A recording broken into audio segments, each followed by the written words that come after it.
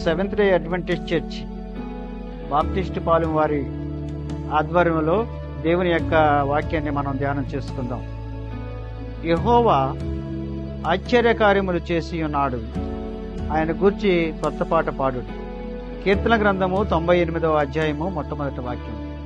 దేవుడు మనందరినీ కూడా ప్రత్యేక రీతిగా భూలోకంలో నియమించబడిన తర్వాత, మనల్ని ఏర్పాటు చేసిన తర్వాత, నిర్మించిన తర్వాత ప్రతి మనుషుడు కూడాను దేవుని యొక్క వాక్య ప్రకారము, ఆజ్ఞ ప్రకారము ఆయన యొక్క నామాన్ని గణపరుస్తూ, ఆయన నామాన్ని మహింపరుస్తూ గానా ప్రతిగానం చేయుచు కొత్త కీర్తన పాడవలెను.